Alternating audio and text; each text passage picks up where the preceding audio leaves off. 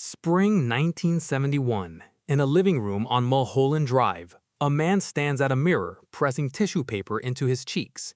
He works shoe polish through his hair, strand by strand. In the glass, 25 years settle onto his face.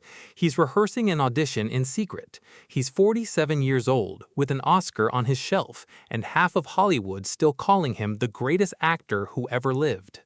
His name is Marlon Brando. The role is an aging mob boss called Vito Corleone, and the studio making the picture has already shut the door, as its own president swore Brando would never appear in the film. So the greatest actor alive stands alone at a mirror and vanishes into someone else. What happened in front of that mirror, Hollywood has never dared touch since. 2 Oscars, 1 character, and 0 remakes in over 50 years. 2 Oscars because someone did replace him and won an Academy Award for it, and that award is the strangest proof in movie history that no one can.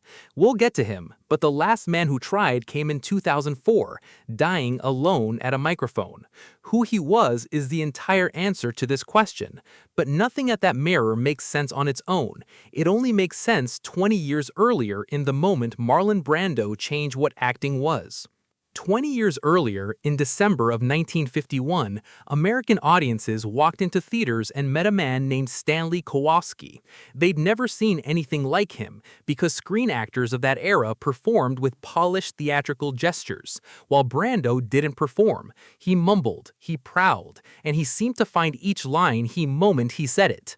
Audiences leaned in, because for the first time, the man on screen felt real. That was A Streetcar Named Desire. 3 years later came On the Waterfront, and the Academy handed him Best Actor. He wasn't just the finest actor of his generation, he was the reason the next generation acted differently at all. By 1962, the industry put a number on him that no actor had ever earned. Mutiny on the Bounty made Brando the first man in history paid $1 million for a single film. That picture nearly sank the studio that made it, and the decade that followed buried him under flop after flop, with budgets blown, productions delayed, and directors worn down. The stories off the set grew louder than anything he did on it. By 1970, the word attached to Marlon Brando wasn't genius anymore, it was poison. The man who changed acting itself couldn't get his calls returned. Which is exactly when a novel about a Sicilian crime family became the best-selling book in America. Paramount owned the rights, and Paramount was in trouble, desperate for a hit, terrified of an expensive mistake. They handed the adaptation to a 31-year-old director named Francis Ford Coppola, partly because he was Italian-American, but mostly because he was cheap. The studio began drawing up names for the most important role in the picture, but Coppola only had one, and when he said it out loud in a meeting, the president of Paramount rose from his chair. Stanley Jaffe ran Paramount Pictures, and by the accounts of those in that room, his answer wasn't a discussion, it was a decree. As president of the studio, under no circumstances would Marlon Brando appear in The Godfather, and he wouldn't even waste the company's time discussing it. Understand what that means. The most celebrated casting in the history of American movies was formally forbidden by the studio that made it. So Paramount went shopping. Ernest Borgnine, Anthony Quinn, George C. Scott, and Laurence Olivier. Burt Lancaster reportedly campaigned for the part himself. Somewhere in an unmade version of this story, one of those men sits behind the Don's desk, but Coppola refused every single one of them. To him, only 2 actors on Earth could carry Vito Corleone. Olivier was one, but Olivier wasn't available, leaving the man Paramount had banned. Coppola pushed and pushed until the studio finally named its price. 3 conditions, each one designed to sting. First, Brando would work for a fraction of his fee, the first $1 million actor in history hired for a sliver of what he once commanded. Second, he'd post a bond, reportedly $1 million of his own money as insurance against the delays his reputation promised, paying for the privilege of being distrusted. And third, the condition no one thought he'd swallow. Marlon Brando, Oscar winner, 47 years old, the most imitated actor alive, would have to audition with a screen test like an unknown kid off a bus. Everyone in the business knew he'd refuse because legends don't audition, so nobody told him he was doing one. The camera in that Mulholland Drive living room was Coppola's, who drove there himself carrying Italian cheese, espresso, and cigars as props and set dressing for a lie. He never said the word audition. He told Brando he wanted to experiment with makeup in a camera test and nothing more. A young director protecting an aging legend from a humiliation he didn't even know about. And then Coppola watched something happen in that mirror. Brando rolled tissue into his cheeks and let his jaw grow heavy, having decided the Don should look like a bulldog. His hair went dark with polish, his shoulders rounded, his collar rolled, and his voice dropped into a strained, wounded rasp, a sound Brando had carried in his memory for 20 years, ever since watching a real New York boss named Frank Costello testify on live television during the Kefauver crime hearings. 47-year-old Marlon Brando walked to that mirror, and somebody's grandfather turned away from it. The tape went to the executives. Robert Evans, who ran production at Paramount, reportedly watched the footage and saw a convincing Italian, having no idea who he was looking at. Then Charles Bluedorn, head of Paramount's parent company, saw the transformation and the resistance collapsed. The ban had lasted right up until the moment the band man became someone else. Getting the part was the smallest thing he did. On set, cinematographer Gordon Willis lit Brando from directly overhead, sinking the Don's eyes into shadow. Watch the opening scene, 3 full minutes studying that face, and you can't read the eyes once. Power that listens, power you cannot see into. The performance wasn't just acted, it was built. Face, light, and darkness engineered together. You've probably heard the stories too, that Brando refused to memorize his lines. It's true. Cue cards waited all over the set, as his argument was simple. Real people don't know what they're going to say next, so the Don doesn't either. Those hesitations and searching pauses the whole world came to worship as realism were the machinery working exactly as he intended. Even the accidents obeyed him. The cat in Vito's lap was a stray from the studio lot, dropped into his hands moments before the take, which he folded into the character without blinking. Menace with something soft purring in its lap. And in the garden with his little grandson, he cut an orange peel into monster fangs, a trick Brando played on children in real life.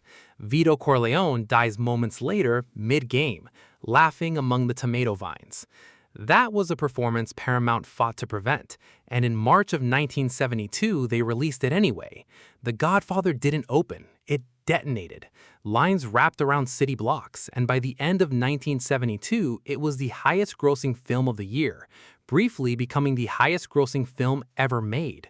The studio it rescued from collapse was the same studio that had sworn its star would never appear in it. Now, if you know the film, an objection is already forming. Michael's the protagonist, Al Pacino carries a story, and Brando's screen time is famously small, spending half the picture in a hospital bed or gone from the frame entirely. That is all true, and that's precisely the point. The Academy gave Brando Best Actor for a supporting-sized presence, because his presence never leaves. Every choice Michael makes is measured against a man who isn't on screen. The second half of The Godfather is a film about an absence. Brando is so irreplaceable that the movie itself couldn't replace him. It could only orbit him. But something stranger was happening in those theaters, because sitting in the dark in 1972 were the real ones. A young Brooklyn enforcer named Salvatore Gravano, Sammy the Bull, a man who'd later admit his part in 19 murders, watched the film as he was coming up in that world. Stunned by his own account, he said it made him look up to the life more than he ever had.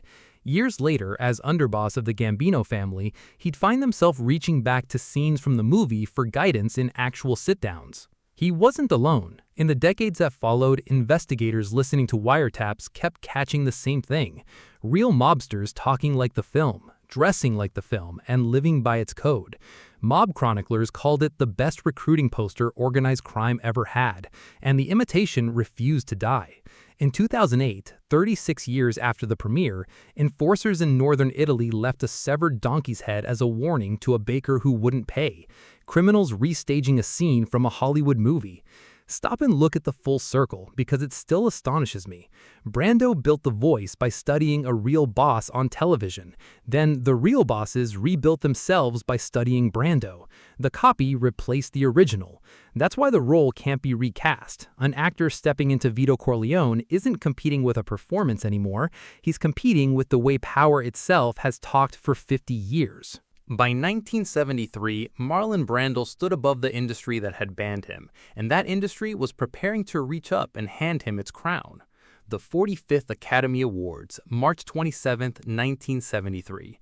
Only one man in history had ever declined the Best Actor Oscar, George C. Scott, and he'd done it quietly by staying home. Until this night, refusal meant absence.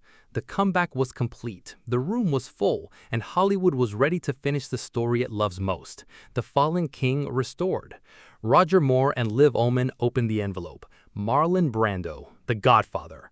And the person who rose from the seats was a 26-year-old woman in buckskin, a Native American activist and actress named Sacheen Littlefeather. She walked to the podium, and when Moore extended the statuette, she turned it away with an open palm. She had 60 seconds. Brando had written pages, a long statement the Academy's officials compressed minutes before airtime into a single minute of television. So she improvised. She said Brando very regretfully cannot accept this generous award because of the treatment of American Indians by the film industry. Some of the room applauded, while some of the room booed.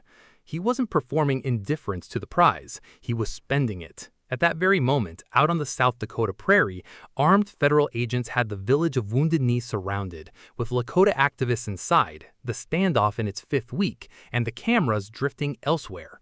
Brando had just been handed the brightest spotlight his industry could produce, and he aimed it at someone else.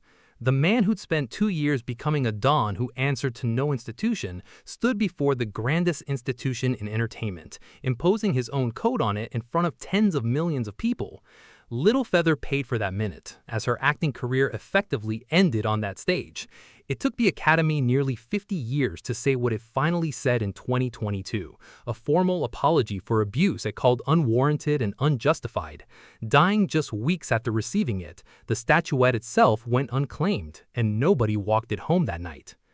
And here is where this story bends. Because 2 years later, the Academy engraved Vito Corleone's name on a second Oscar, and Brando wasn't the one holding it.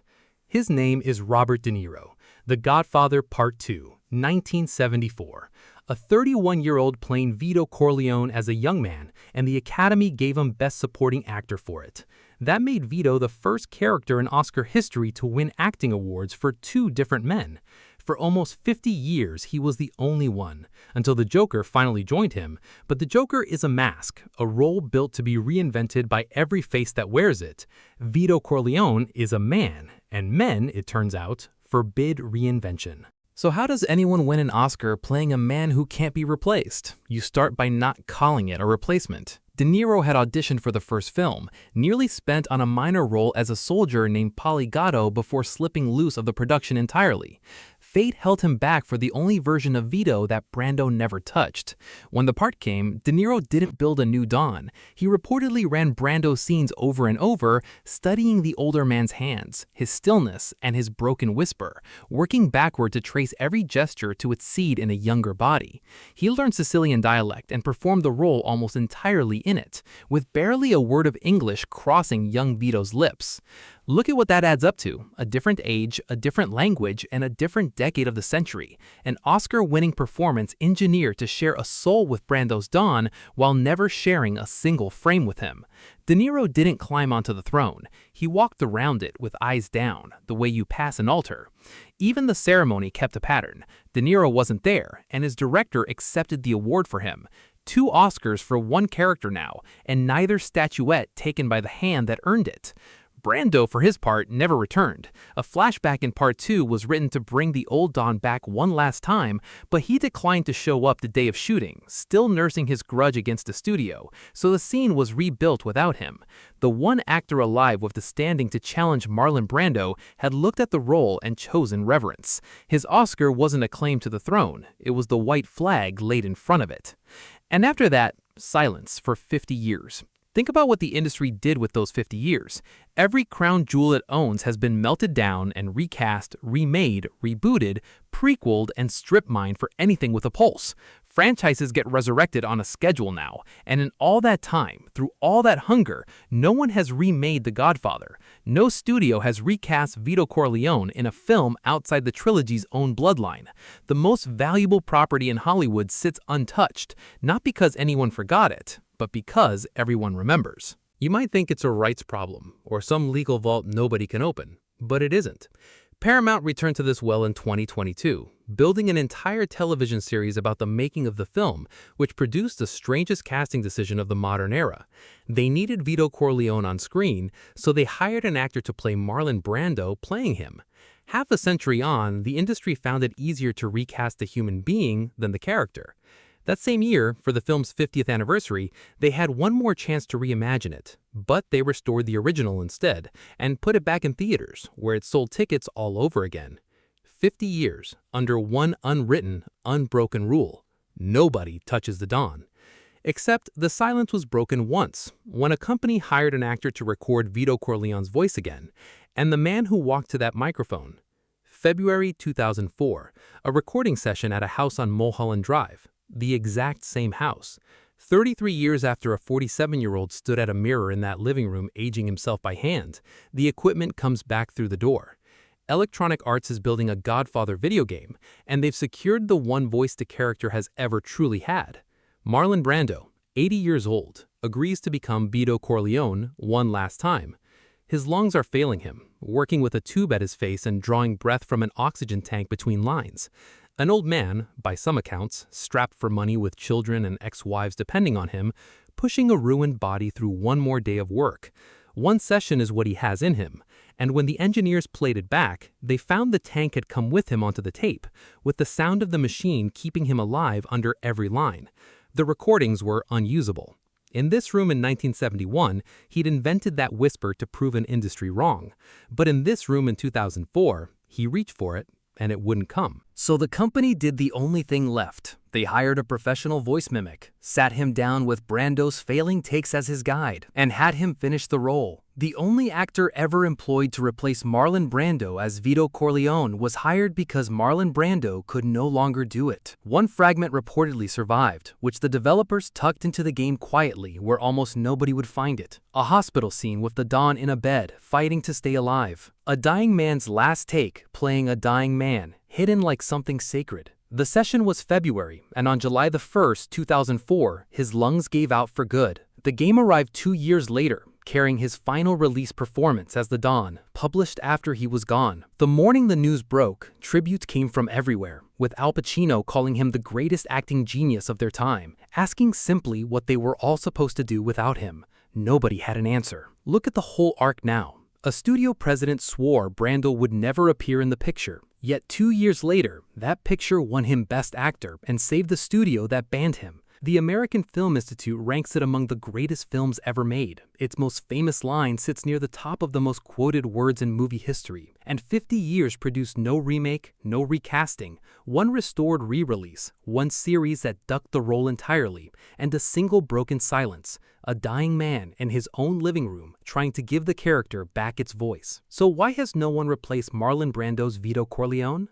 You've watched the answer assemble itself, because you can't recast him, as the performance escaped the screen and became the way power itself talks, leaving every actor since auditioning against reality. Because the one man with the standing to try spent his Oscar walking around the throne instead of sitting on it. And because the machine that built this performance is gone. The industry didn't design its greatest achievement, it fought it. It took a banned actor, a director nobody trusted, a humiliating screen test, and a studio forced to be wrong at the exact moment being wrong paid off. Modern Hollywood has engineered that kind of accident out of existence. It didn't lose the actor, it lost the ability to gamble its way into finding one. 2 Oscars, 1 character, and 0 remakes in over 50 years. Those numbers sounded impossible when this video began, but now they sound like a verdict. The 2 Oscars were a coronation and a surrender, while the 0 is fear holding its breath, so far. Because somewhere in a living room on Mulholland Drive, a man once stood at a mirror and became someone the world can't let go of. Half a century of Hollywood has asked itself the question in this video's title. The industry's answer is the silence, while Brando's answer came at a microphone in 2004.